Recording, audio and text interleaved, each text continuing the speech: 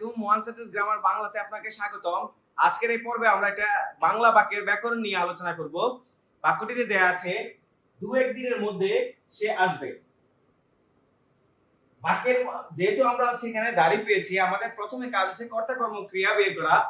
আমরা এখানে প্রথমে কর্তা বের করব। আমরা জানি কর্তা বের করতে হলে কোন শব্দকে কে বা কারা, কার বা কাদের দিয়ে যদি প্রশ্ন করি, যে উত্তর আসে সেটা হচ্ছে কর্তা। তাহলে কে আসবে? সে আসবে। তাহলে সেটা হচ্ছে আমাদের কর্তা। কর্তার পরবর্তীতে আমরা খুঁজবো কর্ম। যেহেতু এখানে আর কর্ম হবে না, সরাসরি শেষের যে অংশটা আছে সেটাকে আমরা প্রশ্ন করব। আমরা জানি যে শব্দ দ্বারা কোনো কাজ করা বা হওয়া বোঝায় তাকে বলা হয় ক্রিয়া। ক্রিয়া স্বাভাবিকভাবে বাক্যের শেষে আসে। এখন এই যে আসবে কথাটা যেটা দেওয়া আছে এটা হচ্ছে ক্রিয়া। এখন আমরা কর্তা পেয়েছি, ক্রিয়া পেয়েছি, কর্ম পাই নাই। তাহলে আমরা জানি কর্তা কর্ম ক্রিয়া যদি পাই তাহলে এটাকে আমরা বলি সকর্ম ক্রিয়া। আর যদি কর্তা কর্ম ক্রিয়া না থাকে তাহলে এটাকে অকর্ম ক্রিয়া বলি। এই পুরো বাক্যটাই হচ্ছে আমাদের বিবৃতিমূলক বাক্য। বিবৃতিমূলক বাক্য দুই ভাবে হতে পারে, কর্তা কর্ম ক্রিয়ার মাধ্যমে হতে পারে অথবা কর্তা ক্রিয়ার মাধ্যমে হতে পারে। তাহলে এখন আমাদের প্রশ্ন হচ্ছে এই যে দু একদিন, এই যে অংশটা আসে এটা আসলে মূলত কি? মূলত আজকে আমাদের আলোচনার বিষয়টা হচ্ছে ক্রিয়া বিশেষণ নিয়ে। ক্রিয়া বিশেষণ সেন্টেন্সের মধ্যে কোন কোন জায়গায় আসতে পারে সেটা নিয়ে আমরা আজকে আলোচনা করব। আমরা জানি এখানে কখন কোথায় কিভাবে দিয়ে যদি প্রশ্ন করে যে উত্তর আসে সেটাকে বলা হয় ক্রিয়া বিশেষণ। আমরা যদি প্রশ্ন করি যে কখন বা কয় দিনের মধ্যে সে আসবে, তাহলে প্রশ্ন উত্তর আসবে যে দু একদিন। তাহলে দু একদিন যদি আমরা প্রশ্ন করেছি, এটা এই অংশটা হবে তখন ক্রিয়া বিশেষণ।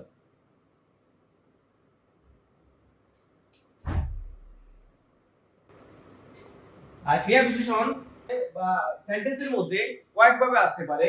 সেটা সাবজেক্টের আগেও আসতে পারে, কর্তার আগেও আসতে পারে, কর্তার পরবর্তীতেও আসতে পারে, কিংবা এর পরবর্তীতে আমাদের দেওয়া আছে ক্রিয়া, ক্রিয়ার পরবর্তীতেও আসতে পারে এবং ক্রিয়ার সামনেও আসতে পারে।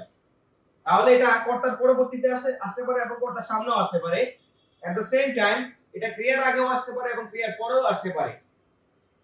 এবং সেন্টেন্সের মধ্যে অর্থাৎ বাক্যের সবচেয়ে শেষের মধ্যেও আসতে পারে, একইভাবে প্রথমেও আসতে পারে। এখন আমাদের মূল প্রশ্নটা এখানে আমরা কর্তা পেয়েছি আর ক্রিয়া পেয়েছি। কর্তা পেয়েছি, ক্রিয়া পেয়েছি, তাহলে এটা আমাদের বিবৃতিমূলক বাক্য। তাহলে এই যে কর্তাটাই আমাদের উদ্দেশ্য আর এই বাকি অংশটা আমাদের বিধেয়। এখন এই যে দুই একদিনের মধ্যে এই অংশটা আসলে মূলত কি? এই অংশটা মূলত আমাদের ক্রিয়া বিশেষণ। এখন এখানে এই যে মধ্যে কথাটা আছে, এই মধ্যে কথাটা আসলে মূলত কি? এই মধ্যে কথাটা মূলত অনুসর্গ। বাইরে ক্রিয়া পেয়েছি।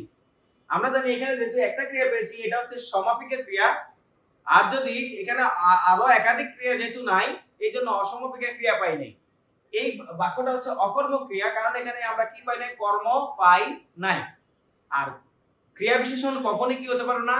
কর্ম হতে পারবে না। তাহলে এখানে আমাদের মূলত এই বাক্যটা সক্রিয় বাক্য, কেন এখানে ক্রিয়া আছে। যদি না থাকতো তাহলে আমরা এটা অক্রিয় বাক্য বলতাম। এটা সরল বাক্য, কারণ এখানে একটা কর্তা আছে, একটা ক্রিয়া আছে, সমাপিকা ক্রিয়া আছে, এজন্য এটা আমরা সরল বাক্য বলবো। আর এই বাক্য বাচ্যের দিক থেকে এই বাক্যটা কর্তাবাচ্য। কেন না? কারণ এটা কর্তা দিয়ে শুরু হয়েছে। এখন এই বাক্যের মধ্যে স্বাভাবিকভাবে আমরা কারক নির্ণয় করব যে আসলে আমাদের কি কি কারক এসেছে। যেহেতু আমরা জানি কে বা কারা, কারা দিয়ে প্রশ্ন করলে যে উত্তর আসে সেটাকে বলা হয় কর্তা। আর কর্তাই আমাদের কর্তা কারক বা কর্তৃকারক। আর আমরা জানি কখন কোথায় এবং বিষয় দিয়ে যদি কোনো প্রশ্ন করি তাহলে যে উত্তর আসে সেটাকে বলা হয় অধিকরণ কারক। যেহেতু এখানে সময় নির্দেশ করেছে, এটা অধিকরণ কারক হবে।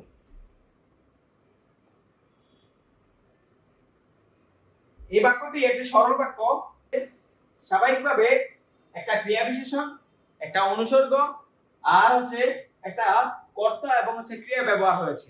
অনুসর্গ স্বাভাবিকভাবে দুইটা শব্দের মাঝখানে সম্পর্ক সৃষ্টি করার জন্য ব্যবহৃত হয়। আশা করি আজকের এই আলোচনাটি আপনারা বুঝতে পেরেছেন। যদি আপনাদের আলোচনাটি পছন্দ হয়ে থাকে তাহলে লাইক করবেন, কমেন্ট করবেন এবং শেয়ার করবেন।